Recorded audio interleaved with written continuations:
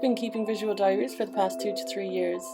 I don't use these diaries as sketchbooks, they're more to illustrate what's going on in my head. Although I had been keeping the diaries for a while, it was really the beginning of the first lockdown of 2020 when I started regularly updating them. Suddenly there were a lot of strange things happening and I had a whole lot of free time to document them. These diaries were and continue to be a great source of comfort when I'm anxious or nervous or confused, and I hope I can share some of that with you today. In this video, we'll look through my own diary so I can give you some tips for getting your energy out onto the page and show what works best for me, and then we'll do an entry together. So stay tuned. My name's Annie Marr. Let's dig in.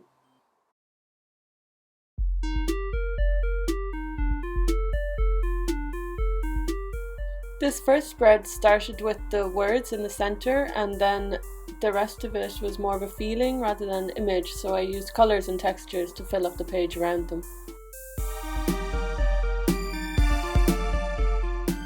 Sometimes I know I want to include words, but they just haven't come to me yet, so I will write them out later and stick them in with a bit of washi tape.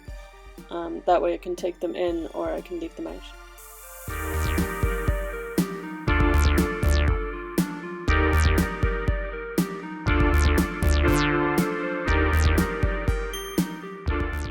Sometimes there are no words in your head at all and you don't feel like drawing anything, so here's an example with a chocolate wrapper, collage of past drawings, different types of tape, and then I just used a marker to fill in the sides.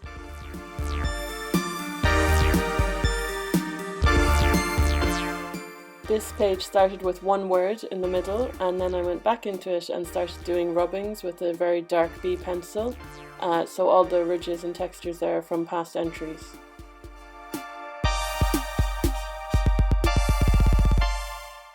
I rarely use my diary for drawing from life, but this time I took it out to the Arboretum in Fota and just drew the textures and shapes of the trees there. And I also squashed in a yew-berry that we found.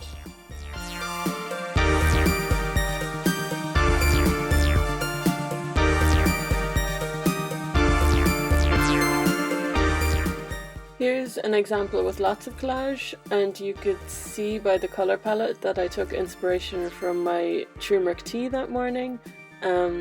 It's nice to concentrate on one colour as well in the spread. You can kind of explore the scopes of that colour.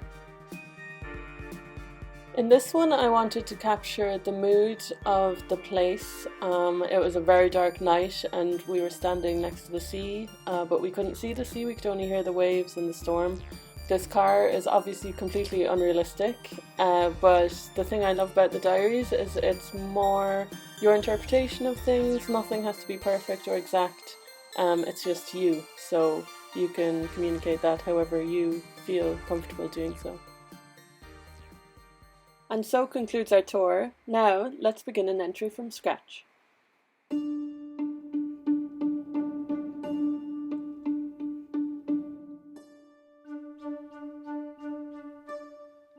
I know that starting with a blank page can be very intimidating, but sometimes by sticking something down or cutting something out of the page, it can help settle you into your entry.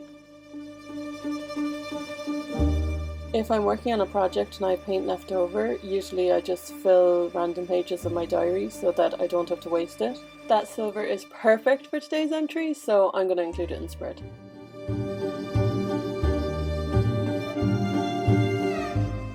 I find it really relaxing to just make a shape and then fill it with colour.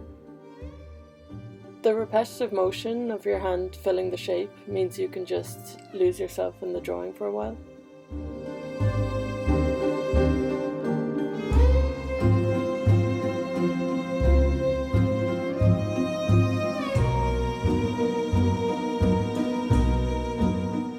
It's the same for patterns or textures. Just filling a shape or a space with a repetitive movement is really soothing for my mind.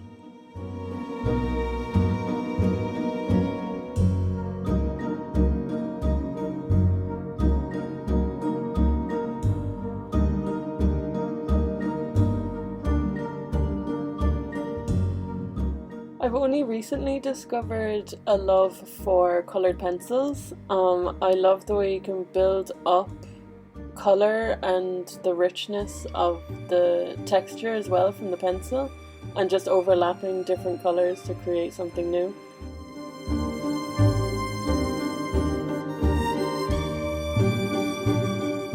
More often than not, in my diary entries, the text comes at the very end, and that's why it's always squashed up in the corner or having to overlap the illustrations.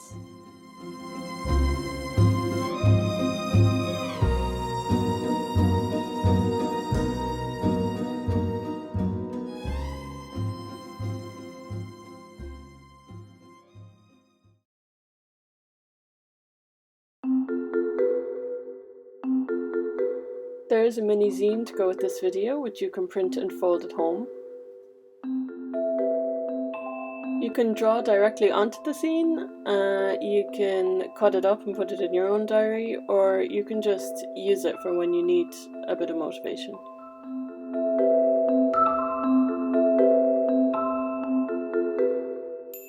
Thanks for hanging out with me today, and I'll see you again soon.